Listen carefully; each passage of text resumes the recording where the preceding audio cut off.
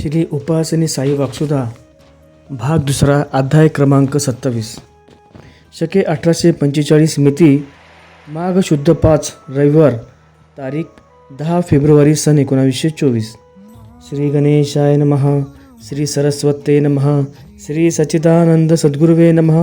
अथ सप्तविंशोऽध्याय प्रारंभ। जीवात्मा और इंद्रियों का संवाद। नित्य नियमाप्रमाणे भक्त मंडळी दर्शन पूजा करून बसले असता त्या सर्वांकडे पाहून महाराज बोलू लागले, 4 नोकर घरी असले आणि ते जर कामावर आलेले नसले म्हणजे त्यांच्यासाठी जीव तडफडतो, कारण त्यावेळी आपले काहीतरी जरुरीचे काम असते व ते काम त्या लोकांवर अवलंबून असते। तसे हातपाय, पोट, कंबर इत्यादी सर्व अवयवे ही तरी आपल्या जीवात्म्याची नोकरच आहेत। ती नोकरासारखी अवयवे आपल्याला कामावर वेळेवर हजर नसली तर त्यांचा मालकावर म्हणजे जो जीवात्मा त्याच्या कामाची हरकत होते व ते अवयव कोणी इकडे तिकडे दिसेनासे होतात असे नाही। जवळच असून असमर्थ असल्यामुळे मालकाचे म्हणजे जीवात्म्याचे काम करीत नाहीत। सरकारी लोक किंवा रेल्वे कामावर संप करतात, ते जवळ असून काम करीत नसतात। जे संपात असतात ते काम करीत नाहीत, बाकीचे काम करतात। ज्यांना पोटभर खायला मिळत नाही, ज्यांची व्यवस्था बरोबर लागत नाही, ते संपत करतात। तसेच कानही शरीराची अवयवे जवळजवळ चिकटलेली असून संप करतात व त्यांचा मालक जो जीव त्याचे ते काम करीत नाही, कारण तो जीव त्या अवयवांना ज्या रीतीने वागवायचे त्या रीतीने वागवत नाही, पद्धतशीर खाऊ घालत नाही। एखाद्या वेळी चांगले खाऊ घालतो, ऐश आरामात देतो व एखाद्या वेळी खाव्यास देत नाही, वाईट विरुद्ध रीतीने वागवितो, म्हणून ते अवयव अडून बसतात, म्हणजे दुखू लागतात, आजारी होतात। मग हे दुखणे, मग हे दुखते, ते दुखते, छाती दुखते, डोके दुखते, पाय वळतात वगैरे, ती अवयव काम करण्यास असमर्थ होतात। असेच माझे झाले आहे। माझी अवयवे नोकर म्हणून जी होती ती आता ऐकत नाहीशी झाली, म्हणून मी त्यांच्याकडून काम घेण्याची सोडून दिले, म्हणजे दुनियेच्या रीतीचे व्यवहार बंद केले। आता ती माझी अवयवे निकामी झाल्यामुळे त्यांना तुम्ही फितवून आपल्याकडे घेतले। पूर्वीपासून माझ्या नोकरांना म्हणजे माझ्या अवयवांना तुमच्यासारख्यांनी फितवले होते, त्यामुळे आतील बाहेरील सर्व इंद्रिये जवळ असून माझ्या उपयोगात येत नाहीत, म्हणून दुनियेच्या रीतीचे माझे जे काही होते नव्हते ते सर्व पार झाले, काहीसुद्धा राहिले नाही। आणि परमेश्वराच्या इच्छेने परमेश्वराच्या रीतीचे पुन्हा माझे हळूहळू एक जमत चालले व ते नोकर माझे अवयवे दुनियेच्या रीतीच्या उपयोगात येत नाहीत, म्हणून तुम्ही लोकांनी आपल्या उपयोगासाठी घेतले। पहा ना, कोणी हातपाय दाबतात, कोणी डोक्यावर गंध पुष्पळ वाहतात, मला नको असेल ते तुम्ही पोटास खाऊ घालतात। ते नोकर तुमचे झाले म्हणून त्यांना तुम्ही वाटेल तसे वागवतात। ज्यांनी यावे त्यांनी माझ्या अवयवांचा खेळ खंडोबा करावा। कोणी चांगल्या रीतीने वागवतात आणि कोणी वाईट रीतीने त्यांना त्रास देतात। कोणी कसे वागवले तरी मला सोसणेच भाग पडते। त्यापैकी बोलके जे आहेत ते अवयव मला म्हणतात, तुमच्या नोकरीत असताना तुम्ही आम्हाला फार चढले, वेळेवर खाऊ घातले नाही, आराम दिला नाही, आम्ही उपाशी तापाशी ठेवले, रानावनात थंडी वाऱ्यात हिंडवले, खाऊ पिऊ न घालता वाटेल तशी कष्टाची व अपवित्र घाणेरडी अशी आमच्याकडून कामे करवली। मग आता जो चांगला वाईट भोग येईल तो भोगा। मग मी काहीतरी माझ्या अवयवांची समजूत घालतो, तरी पण ती कोणत्या तरी बऱ्या वाईट प्रकाराने मला छळीतच राहतात आणि मला ते सोसणे भाग पडते। इतर लोकांचे जीवात्मे आपल्या नोकरासारख्या शरीराच्या अवयवांना कितीतरी चांगले खायला घालून अवयवांना दष्टपुष्ट करतात। कोणी दूध मलाई काही पौष्टिक खायला घालून सशक्त लठ्ठ बनवतात। शिवाय त्या अवयवांना तेल तूप चोळून निरनिराळ्या प्रकाराने त्या अवयवरूपी नोकरांचे कौतुक करतात। परंतु नोकरांची अवयवांची जातच बेमान। कितीही त्यांची जोपासना केली तरी त्या शरीराचे कौतुक करणाऱ्या जीवाच्या हातावर तुरी देऊन जातात। बैस बोंबलत म्हणतात, म्हणजे जीवापासून देह सुटून नाशाला पावतो। अवयव चालले जातात व जाता जाता ते म्हणतात, आमच्या योगे केलेल्या तुमच्या कर्माचे फळ तुम्हास भोगण्याकरता तुम्ही जो जन्म घ्याल त्या रीतीचेच आम्ही बनवून घेऊ। असे हे अवयवरूपी नोकर लोक। त्यांना कितीही मेवा मिठाई खाऊ घाला, दागदागिने त्यांना द्या, अखेर ते जीवाला सोडून जातात। त्यांनी त्यांनी मालक जो जीव त्याला सोडून जाऊ नये म्हणून कितीतरी डॉक्टर वगैरे बोलावून त्यांची बहुमोल औषधासारखी औषधे पाजून त्यांच्यासाठी पुष्कळ रुपये खर्च करून त्यांच्या पुढे थोथो लावली व लोलंगता किती जरी केल्यात तरी अखेर ती आपली बेईमानी प्रकट करून चालले जातात. असे बेईमान अवयव म्हणजे शरीरातील जीवाचे नोकर. तर मग त्यांना योग्य कारणाशिवाय फालतू कामात कशाला घालावे? ते आपल्याजवळ शरीराला चिकटलेले असतात म्हणून त्यांना दूर तर काही हाकलून देता येत नाही. म्हणून कारणापुरते त्यांना ठेवावे, त्यांचे लाड करावे व काम संपले की ते जवळ चिकटलेले असूनही नसल्यासारखे समजून दूर टाकल्यासारखे करावे. जास्त लाड करून त्यांना वारंवार जवळ घेऊन फालतू कामाची सवय लावू नये. तरी ते नोकर म्हणजे अवयव लाडी गोडी लावतात. पुढे हिंदी. अपनी खुशामद करके अपने पास रहना चाहोगे तो उनसे करार कर लेकर रहना, क्योंकि वो बेलगाम होते जाते हैं, बेकाबू होते जाते हैं. नौकरों को खिलाए पिलाए तो वो मस्त हो जाते हैं, थोड़े ईमानदार भी रहते हैं, लेकिन मस्त होने वालों की बहुत होते हैं, मालक पर ही उलटते हैं. ऐसे ये इंद्रिय अपने यानी जीवात्मा के नौकर हैं. उनको जैसी जैसी तनख्वाह ज़्यादा हो वो मस्त होकर माल पर ही उलट जाते हैं, खुद बुरी तौर पर रहते हैं और मालक को बिगाड़ने की फ़िक्र में रहते हैं. इसलिए अपन उसके ताबे में न जाकर वो मस्त होंगे इस ख्याल से उनका लाड़ ज़्यादा नहीं करना. जरूरी का काम पूरा होते ही वो नहीं ऐसे समझकर दूर अलग कर दिए के माफक दिल सते मजबूत कर लेना. और वो अवयव को जो कुछ काम कर लिया होता वो क्रिया संस्कार को भी पास न रखकर दूर हकाल देना. मगर इंद्रियों के पास रखना हो तो बेज़रूरत उनसे काम न ले. जी कदर ज़रूरत है उतना ही काम लो तो मस्त नहीं होगा. उम्र भर अगर वो रहे तो उनके ऐसा करार कर लेना कि देखो भाई, तुम रहते हो तो तुम अपना सामान अपने पास रखकर अपना काम करो, हर वक्त हमारे साथ न रहो. हमारी बुराई करते हो वो नौकर के माफक इंद्रिय मालक की बुराई करने को तैयार रहते हैं. वो इंद्रिय समझते हैं कि हम ही सब कुछ है. अपना मालक का जो जीव है उसको अपना सा कर लेकर देहाभिमानी बनाते हैं. वो मालक जैसा उनका लाड़ करता है वैसे वो अवयव समाज संपर्क कर उसको अपने साथ कर लेते हैं. फिर मालक जीव नौकर के साथ शामिल होकर जैसा वो चलाते हैं वैसा चलता है.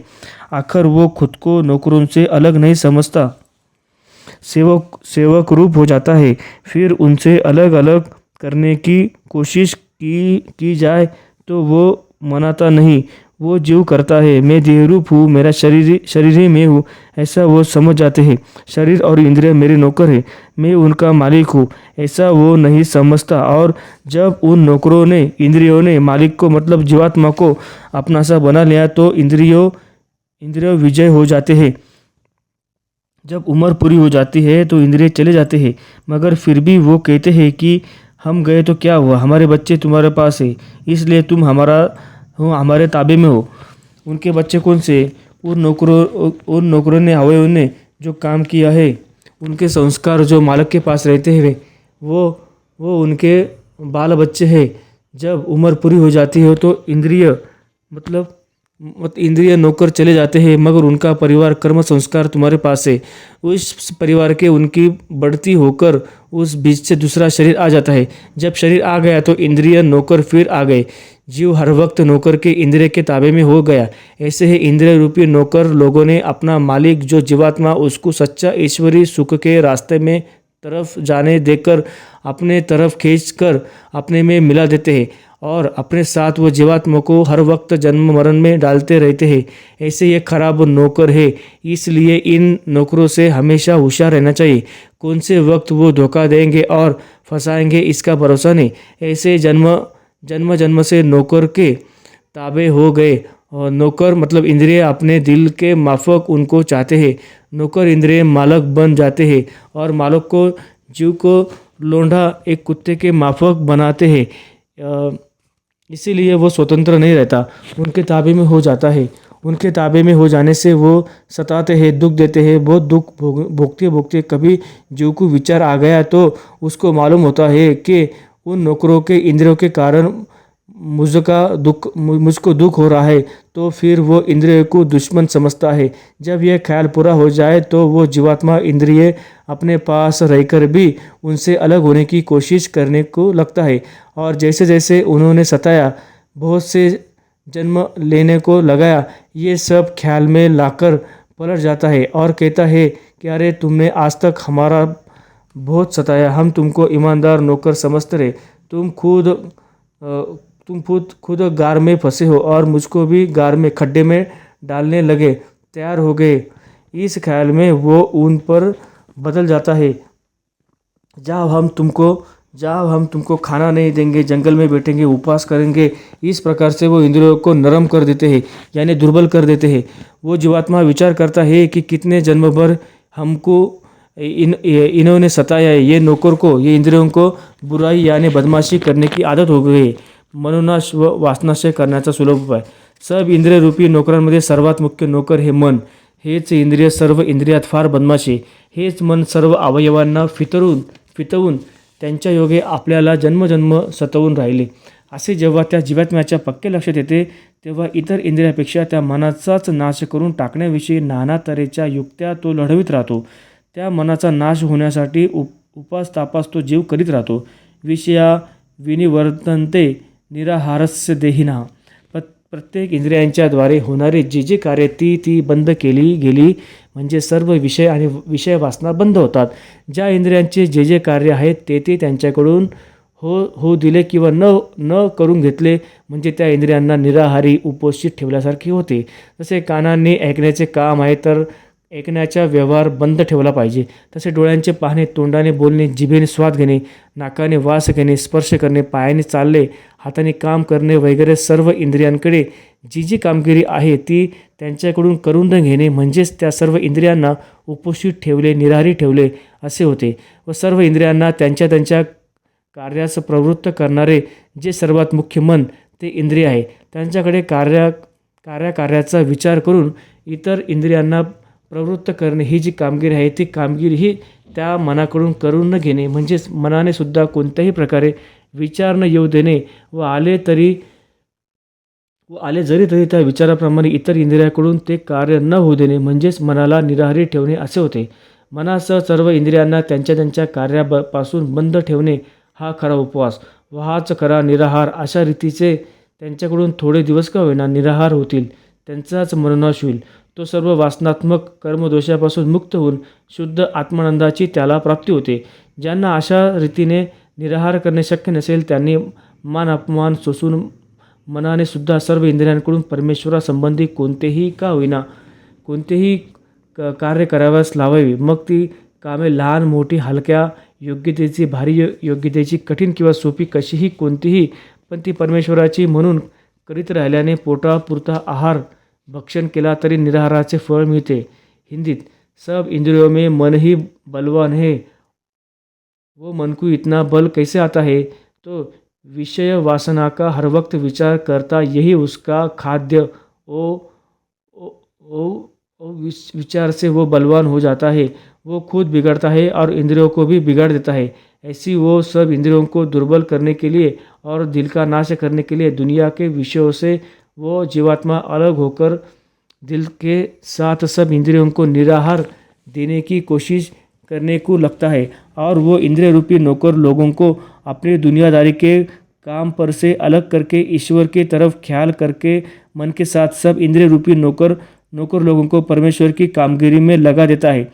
तो फिर ये नौकर मतलब इंद्रिय संप करके विचार करते कि देखो अपनी बदमाशी बुराई मालिक को मालूम हो गई, चलो नरम हो जाकर उनके ताबे में होकर अभी ईश्वर को ही मालक करके ईश्वर की ही सेवा कामगिरी करना है, यही सबसे ठीक है. फिर बाद में देखा जाएगा. ये सोचकर जीवात्मा मालिक ईश्वर के कामगिरी में चलता है और माफक चलकर वो इंद्रियों मतलब नौकर मालिक को राजी करते हैं. लेकिन जीवात्मा होशियार हो गया, ईश्वर के तरफ इंद्रियों को कामगिरी करने को लगे तो भी ईश्वरीय अभ्यास के वक्त में उनका भरोसा नहीं करना. ये दिल बड़ा धोखेबाज है और भी अपने को फंसाएंगे। कुछ जीवात्मा उनको धोखेबाज समझकर भी फिर उनके ताबे में होकर फंस जाते हैं, ऐसा भी देखा जाता है। इसलिए परमेश्वरी अभ्यास के वक्त में जीवात्मा ने हर वक्त होशियारी रखना और उनको खाना पीना, कपड़ा लत्ता, ऐश आराम बहुत से नहीं देना।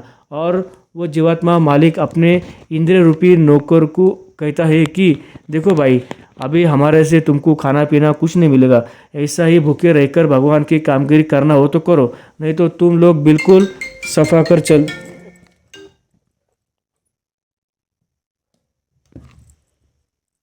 नहीं तो तुम लोग बिल्कुल साफ चले गए तो भी तुम्हारी हमको परवाह नहीं। तुम्हारे कोई भी काम करने करने की ख्वाहिश हमारे पार चली, ऐसा हालात में हमारे पास तुम रहना चाहते हो तो तुम नौकर हो। जब तक तुम्हारी उम्र है उस वक्त तुम हमारे पोषण की तरकीब ये है कि दुनिया बहुत विस्तृत में है, उसमें बहुत जीव है, उन्होंने तुम्हारे तुम्हारे वैसे नौकर अपने पास रखे हैं। तुमने जैसा हमको पहले फंसाया थे वैसे दुनिया में के जीवों के जो तुम्हारे जैसे इंद्र रूपी नौकर है, उन्होंने ही अपने अपने जीवात्मा मालिक को अपने ताबे में लेकर फंसा है। क्योंकि तुम लोग यही पेशा करते हो।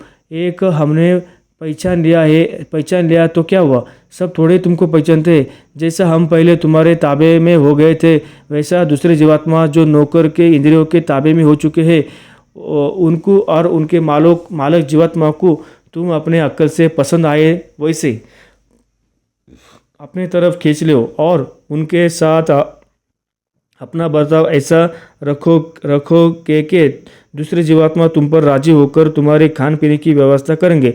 अब हम तो कुछ नहीं कर सकते, तुम्हारी स्थिति वैसी बन जाएगी तो वो दूसरा मालिक जो नौकर के ताबे में गया है वो तुम्हारे ज़रूरत के माफक तुम पर प्यार करेगा।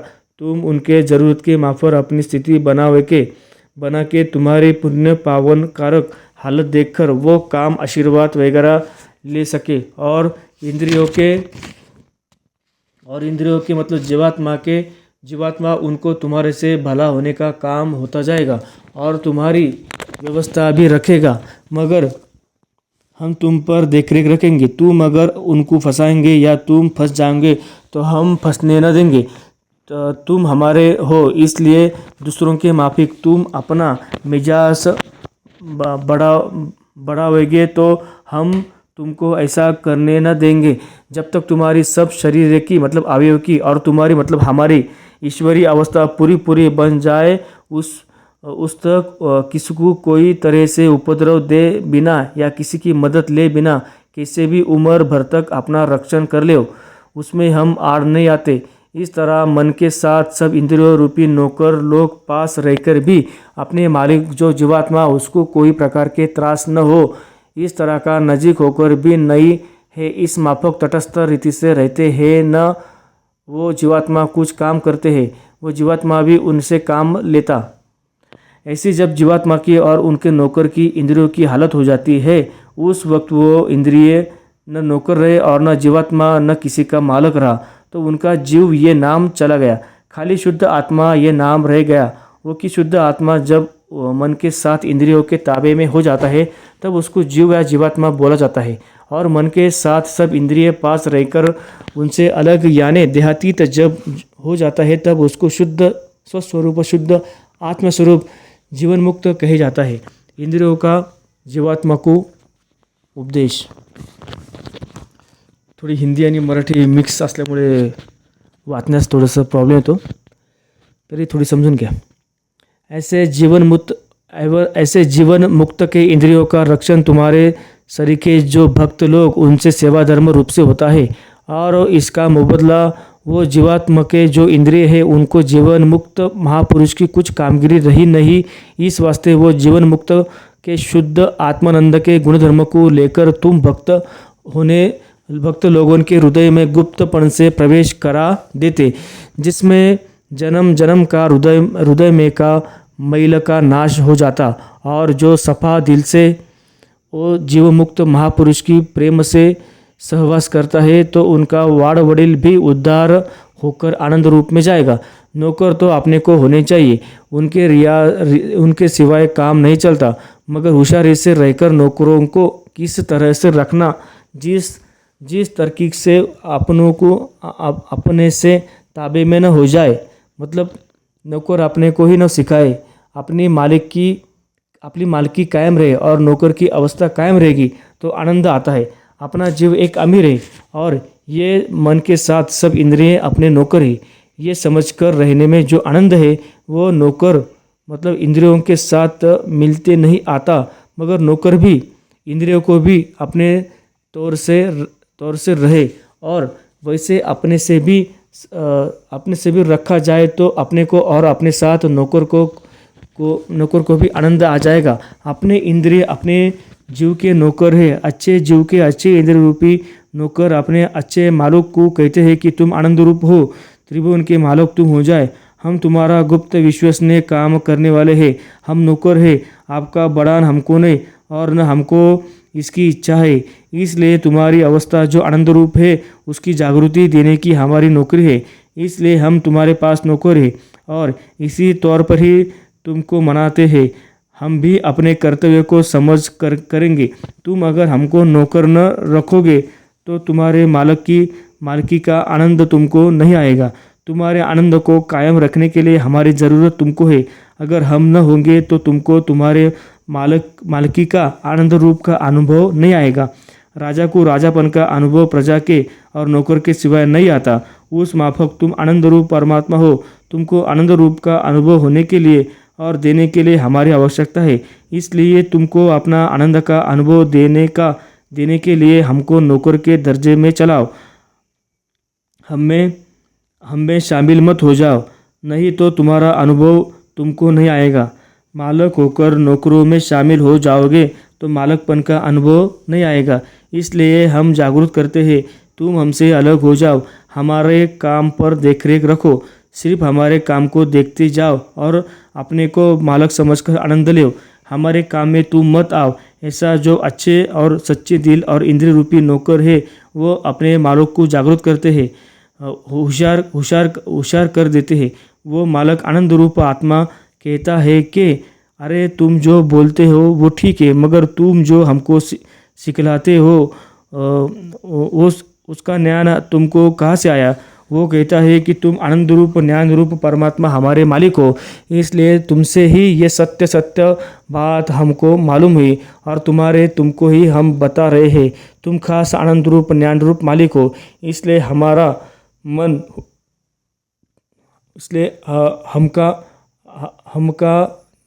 हमका मन हुआ। अगर तुम ज्ञान रूप न हो तो हमको कैसे ज्ञान हो जाता है? तुमसे ही ज्ञान हुआ और तुमको मालूम करा रहे हैं। अगर हम नौकर न होते तो तुम्हारा आनंद तुमको कौन बताता? तुम्हारे कोई नौकर न होते, काम करने वाला कोई न होता तो तुम मालिक कैसे समझे जाते? और अगर अपने को मालिक समझते तो ये सवाल पैदा होता कि तुम मालिक हो, तो ये सवाल पैदा होता है कि तुम मालिक हो तो किसी के मालिक हो? तो समझ लो दिल के साथ हम जो सब तुम्हारे इंद्रिय है ये हमारे को तुम मालिक हो, ये हमारे ही तुम मालिक हो। हम सब इंद्रियों का कोई सच्चा मालिक होगा तो शुद्ध आत्मस्वरूप की हालत में तुम ही एक और तुमको सच्चे नौकर कोई होंगे तो तुम्हारे से ही शुद्ध रीति से रहने वाले दिल के साथ हम ही एक तुमको मालिक ही है और हम तो नौकर है। तुम जैसा चलाएंगे वैसा हम चलना जरूर है। तुम्हारे से अच्छा जो हमको सिखला जाओ तो वैसा ही आपको सुख का अनुभव देते जाएंगे और तुम कभी हमको बुरी बात सिखलाएंगे तो वैसा ही तुमको दुख का अनुभव देते जाएंगे। इसलिए हमारे शरीर के अच्छे सच्चे नौकर की तुमको आवश्यकता है, मगर हम तुम्हारे जो नौकर है हमको तुम्हारे तरफ से हमारा खास यही काम है कि तुम्हारे मालिक पन को हम हर वक्त आपको बताएंगे, यही हमारा काम है। इस वास्ते हमारी नौकरी है, तुमको जागरूक करने की हमारी नौकरी है। तुम आनंद रूप हो, हमारे आधार से तुम मालिकपन का अनुभव ले। हमारे आनंद मिलने के लिए हम नौकर है और खास नज़दीक का संबंध होने के कारण वो खास सच्चिदानंद बताना हमारा कर्तव्य है। लेकिन उस तौर पर हमको और दिल को रखे तो तुम कहोगे कि अच्छा तुम हर वक्त हमको मालिक बनाओ, आनंद रूप बनाओ और अपने खुद नौकरी करो। नौकर कहता है कि हम अपना काम कर रही है, तुम मगर तुम आड़ न आओ, विरुद्ध में हमको मत लगाओ, हमारा काम हमको करने दो।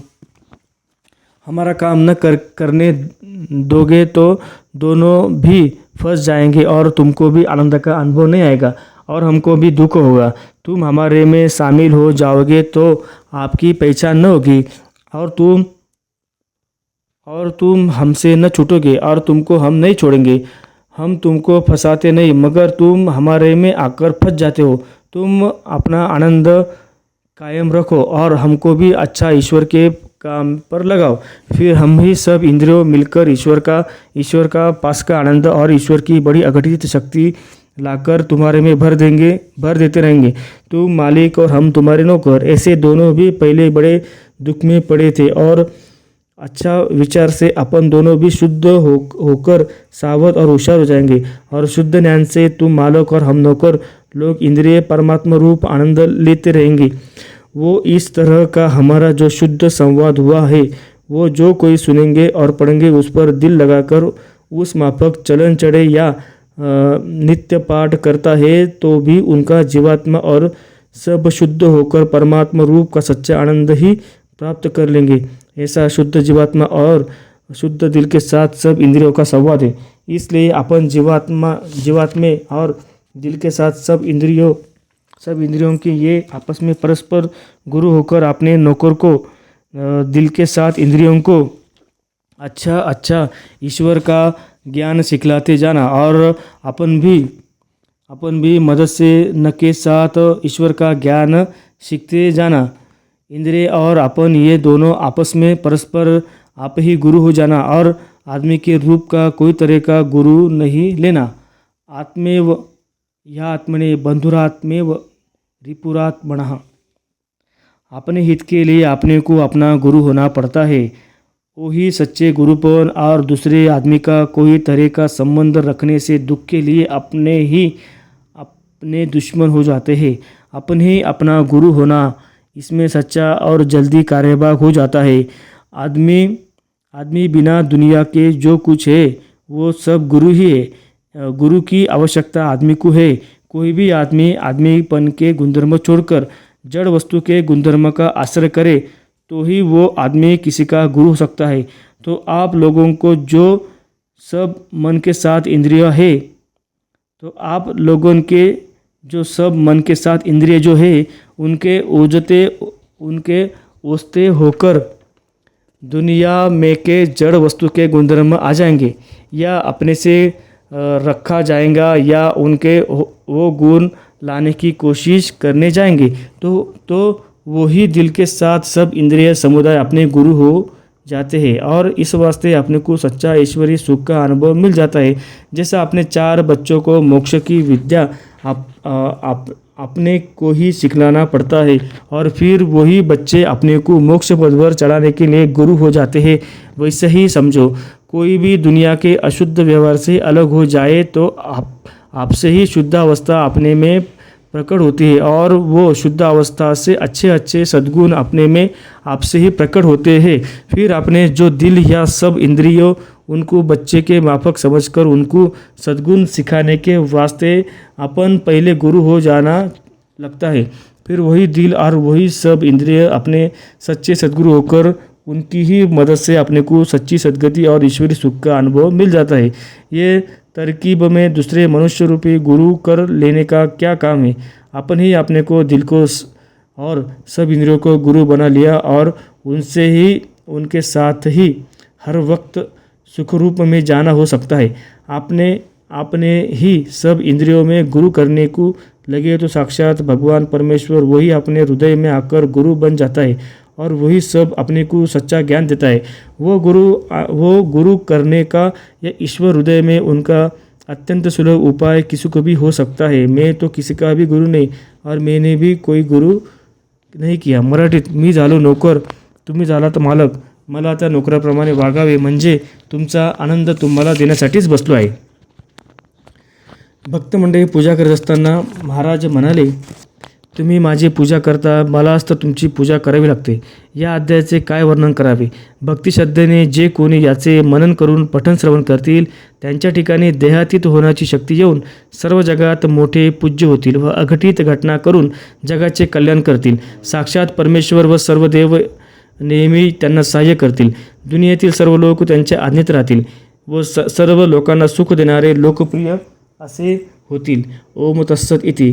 श्री सच्चिदानंद सद्गुरु उपासने प्रणिताया वाक्सुधाया जीवात्मा और इंद्रियों का संवाद, मनोनाश व वासनाक्षय करण्याचा सुलभ उपाय, इंद्रियों से जीवात्मा को उपदेश इत्यादि विवरण नाम 27वां अध्याय समाप्त. ओम तत्सत. ब्रह्मार्पणमस्तु. शुभम भवतु. जय सद्गुरु.